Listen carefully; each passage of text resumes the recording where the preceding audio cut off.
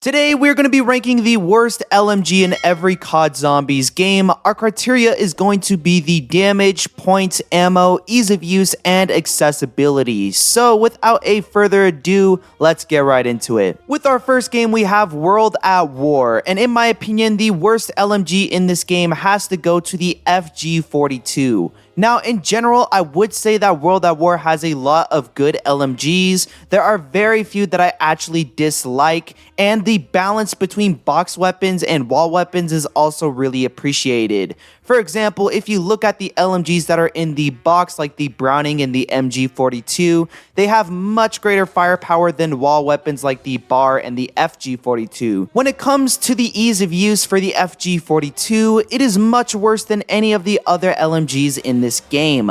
With or without Pack-a-Punch, the recoil on this weapon is ridiculous. It shoots straight up, really hard, and when Pack-a-Punched, it becomes impossible to see anything that you're shooting at.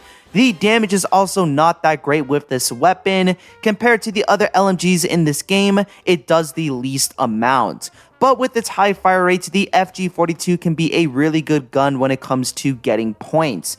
And since it's a wall weapon on a lot of maps, it also has a great amount of accessibility. LMGs in terms of ammo are really good, and the FG42 is no exception compared to the other weapons in Zombies. But compared to other LMGs, it doesn't have the best amount of ammo. It's a good gun to use in earlier rounds to get points or to just have a fast moving weapon. But with the low amount of damage and ammo, it's not the most effective on higher rounds, so for that we have to put it as the worst LMG for World at War. Moving into our next game, we have Black Ops 1. In this game, the worst LMG is going to the RPK. Now, when it comes to Black Ops 1 LMGs, you only have two, the RPK and the HK21. Both of them are really effective in their own ways. When it comes to damage and ammo, the HK21 is better. But when it comes to points and ease of use, the RPK is better. With these differences, it makes the RPK a much better option for early rounds, and the HK21 a much better option for the later rounds. The RPK in terms of reload speeds is also a lot slower, and when it comes to early rounds in general, I wouldn't be using an LMG that moves really slow. An SMG would be a much better option, and in Black Ops 1 you can buy double tap to increase the fire rates on the HK21, which is its only drawback. The recoil for both of these weapons are really solid, and with the HK21, you're going to have a much better time with recoil and control because the fire rate isn't too insane. The ammo for both of these weapons is really solid, but overall the HK21 is going to be the better option. And since both of these weapons are box weapons, the HK21 is going to be more effective in the long run since you won't be able to buy ammo for both of the weapons.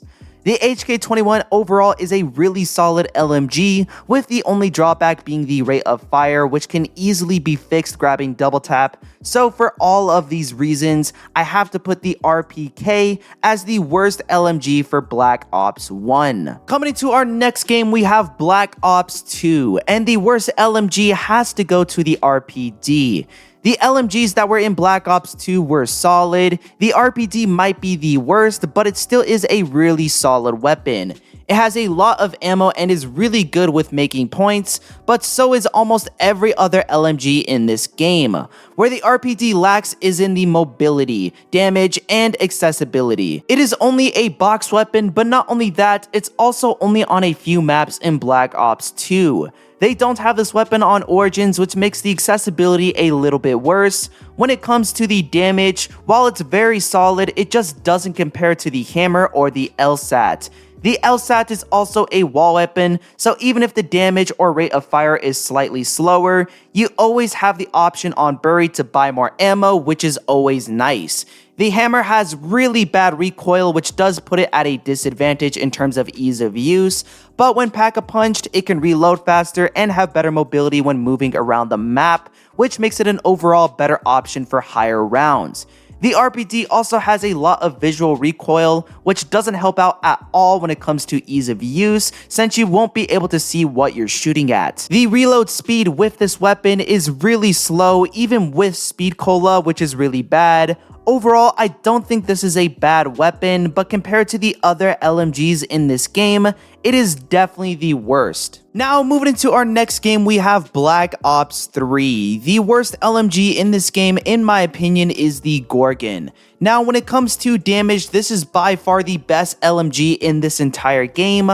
Unfortunately, that's where all the good things about this weapon come to an end. When it comes to the ammo, ease of use, points, and accessibility, this is one of the worst LMGs in zombies. The ammo is really low because the fire rate is also really low, which in terms affects the point generation and ease of use for this weapon, and it is only a box weapon, so you don't have an advantage when it comes to accessibility. The only gun that comes close to being as bad is the 48 Dredge, because with its 6-round burst, its ease of use is worse. But it holds more ammo and is much better for points. The Dingo dominates when it comes to the LMG category in this game, and the BRM has a huge advantage for being easy to use, really good with points, and it's also a wall weapon. The Gorgon can be effective against certain mini bosses in game because the recoil isn't bad and the damage is really high. For high rounds, it's actually a really solid weapon too, but in Black Ops 3 you have double pap abilities and guns that are so much better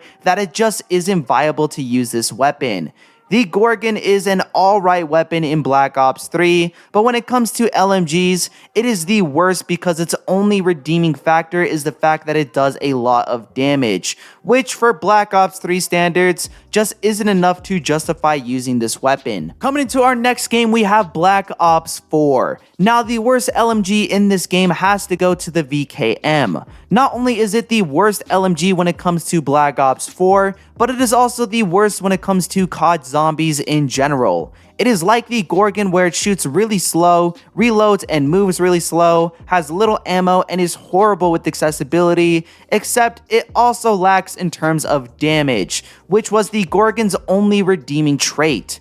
There are some unique things about this gun, like the fact that it shoots explosive rounds, but that only puts this gun at a disadvantage because the headshot multiplier is harder to hit, and you can deal damage to yourself if you don't have PhD. Compared to the other LMGs in this game, it's not even close. You have the Hades, which is pretty much like the Dingo from Black Ops 3, only it does slightly less damage and has better mobility. You have the Tiger Shark, which is pretty good with mobility, ammo, and ease of use, but it lacks a bit in terms of damage. And you have the Titan, which is a great weapon to camp with since it has a great ammo, decent damage, and accessibility, with the only drawback being the ease of use. Every LMG in this game has its own ups and downs, but the VKM just fails to deliver in terms of anything. For points, it's horrible. In terms of damage, it's not great. In terms of accessibility, it's also really horrible. And the ease of use is bad because the gun is super slow when it comes to the fire rate and reload times. Overall, a really bad LMG, definitely the worst when it comes to Black Ops 4, and probably the worst when it comes to zombies as a whole. And with our last game, we have Black Ops Cold War, and the worst LMG is going to the RPD once again. Now, similar to Black Ops 2, I don't have anything against this weapon. It is actually a really solid choice compared to other guns that you could pick in Cold War Zombies. The downsides are really similar to Black Ops 2, however. In terms of damage and mobility, it isn't the highest, and the ammo counts doesn't really matter because in Black Ops Cold War, you can just buy more ammo regardless of what gun you're using. The M60 is a really good choice when it comes to damage, which makes it really reliable as a weapon to camp with. The Stoner is a good gun when it comes to mobility and performs a little bit better at taking down these zombies in comparison to the RPD. The RPD had some advantages in Black Ops 2, like a large amount of ammo and being really good at getting points, but in Black Ops Cold War, those traits just aren't valued in this game because you can get the same amount of points regardless of what gun you use. And like I said before, you can always just buy more ammo. In Cold War Zombies, the damage and ease of use are the most valuable traits when it comes to making a good weapon.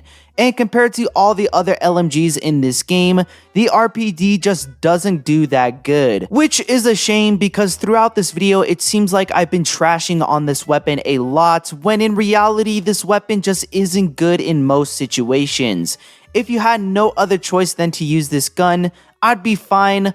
But if I had to pick my favorite LMG for this game, I would never pick this weapon. So for these reasons, I have to put the RPD as the worst LMG in Black Ops Cold War. Anyways guys, that's going to wrap up this video for today. If you did enjoy, leave a like, subscribe, do all that. Leave your comments down below if you want to see me do any other type of content. Check down the description as well for more zombie related videos. And yeah, I got nothing much else to say, so peace.